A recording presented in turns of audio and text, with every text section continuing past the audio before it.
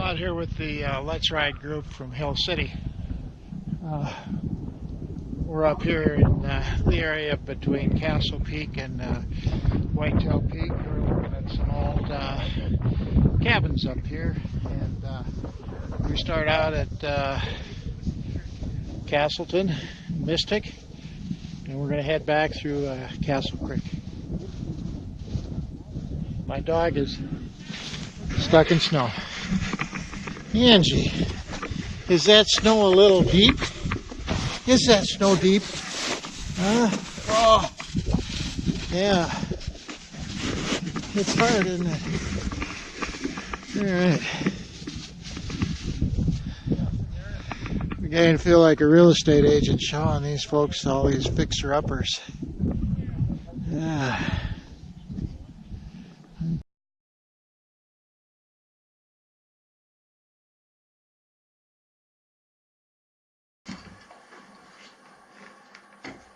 As usual with my videos, I'm going to start out with some maps.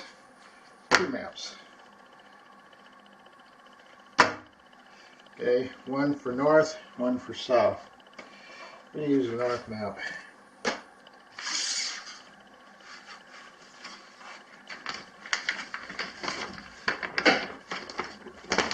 You open these maps up,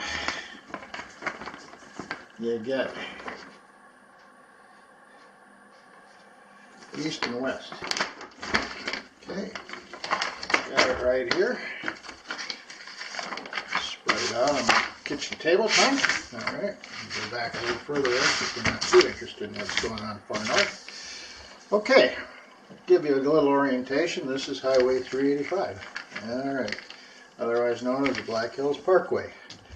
Down here is Sheridan Lake. Here's Pactola Lake. The area we're going to be riding in, that we're going to be looking at, is right here off of Mystic. And to get there, you take 16 out to Hill City.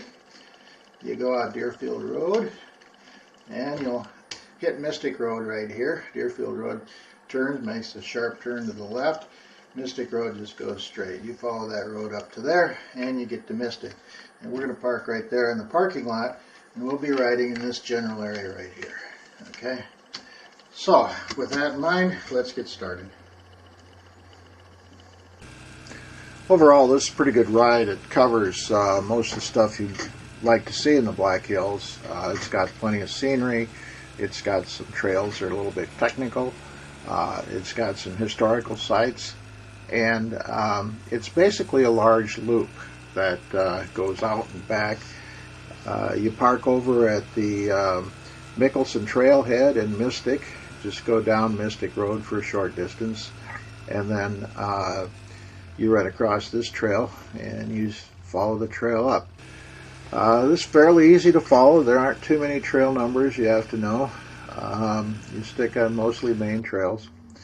The first stop you're going to see is up here at the ridge overlooking looking to the south from the ridge on the trail. Here we got a tree down on our way up to Castle Peak.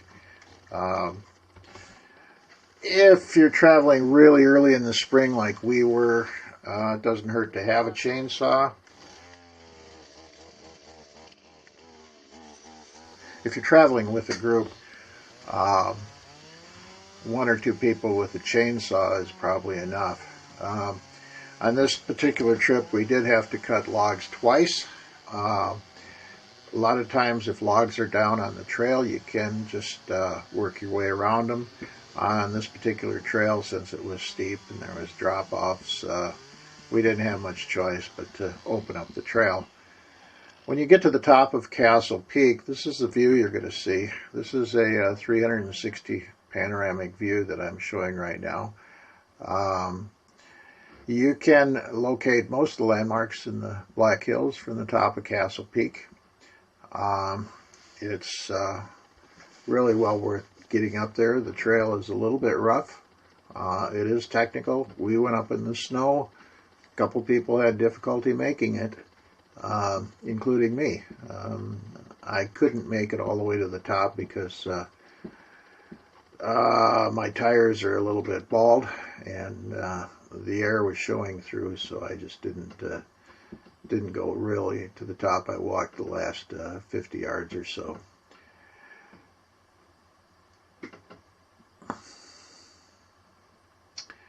This is the road coming down from Castle Peak. I actually hired my dog Angie to do this video. Put the Angie Cam on her and said, hey, go for it. And so I don't apologize for the quality. Angie is, after all, is a dog, and she's not the greatest videographer in the world, but she tries, so we'll give her credit for that. And the trail was pretty rough, but as you can see, it's not too bad. We're taking it pretty slow coming down. All right.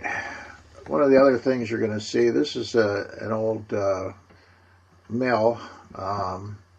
It's just down in the town of Meyersville, which is a ghost town. Here's another building that's down in Meyersville. This is right near the start of Forest Service 181, 1D, I believe. This used to be a boarding house. Until last year, it was still standing, so it just fell down this winter. Kind of sorry to see that.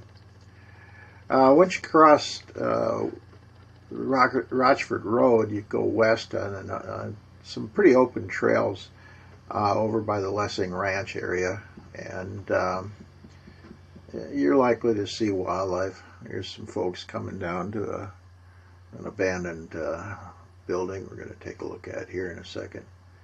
There's quite a few abandoned ranch buildings out in that area. Most of them aren't as well preserved as this building that you're going to look at here in a second. First of all, we got to let Angie catch up. She saw me down below, and so she jumped off the ATV and said, I got to get down there. And somebody says, hi, Dad. Yeah, she's on the way down. She says, you went ahead of me. I don't know. Maybe she doesn't talk in a high-pitched voice. So, this is some of the riders arriving. This gentleman here is Steve Johnson. He's the president of the Let's Ride ATV UTV Club out of Hill City, and he was the organizer of this ride. So I tried to get him to say a few words, but he didn't want to talk. So anyway, this was the old ranch house we were looking at. It's in pretty bad shape. Another road you hit out there is 191. This is kind of heading a little bit west. You go west for a while, and then you go east again, and you end up back on South Rochford Road. Cross the road and catch Forest Service 181-1C, which is the upper reaches of the Castle Creek Canyon. As you can see, as you get to these higher elevations where there's lots of protected snow, you can run into the snow quite a bit even though it's a warm day. That particular day we were out there was about 60 degrees. So as you can see, even though it's the air temperature 60 degrees, there's quite a bit of snow down in that canyon. I guess they don't really get a lot of sunlight in the deeper part of the canyon, but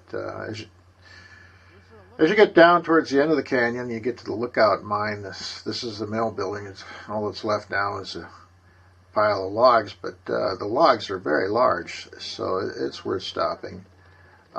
It is on private property, but it's right next to the road, so you can look at it.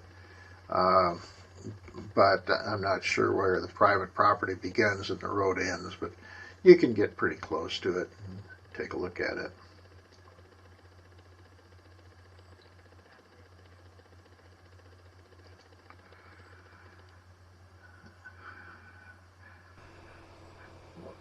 As you proceed east through Castle Creek Canyon, the whole canyon runs about 11 miles. You'll come out at Castle Creek. Here's an old mill relic. It's an old wheel. And this is old mining tailings on Castle Creek, where they did have a mining operation. This is the ghost town of Castleton. That up there is the old railroad right-of-way.